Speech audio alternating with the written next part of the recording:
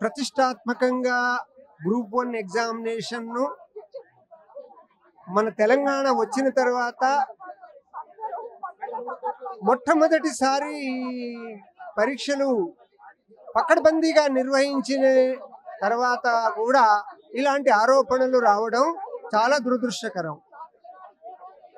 ఇలాంటి ఆరోపణలు గత ప్రభుత్వంలో కూడా వచ్చి ఉండవచ్చు, కానీ వాటిని ఎవరు కూడా దాన్ని లెక్క చేయలేదు. కానీ ఇప్పుడు దాన్ని రాజకీయ రంగు పూసి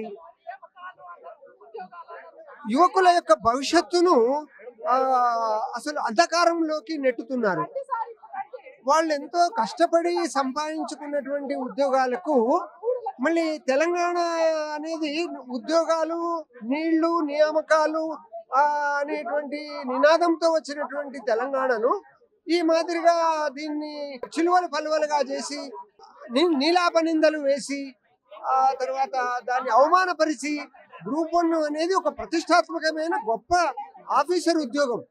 అలాంటి ఉద్యోగాలకి మెరిట్తో కష్టపడి వచ్చినటువంటి విద్యార్థులు వాళ్ళను కోర్టు కూడా వాళ్ళ కష్టాన్ని ఆలోచించి నిర్ణయాలు తీసుకోవాలి. ప్రభుత్వం కూడా విద్యార్థులకు ఇట్లాంటి వాళ్ళకి అందరికీ కూడా ఈ గ్రూప్ 1 అపియర్ అయినటువంటి 563 మందిని మళ్ళీ వాళ్ళకు నియామక పత్రాలు ఇవ్వాలని కోరుకుంటున్నాం.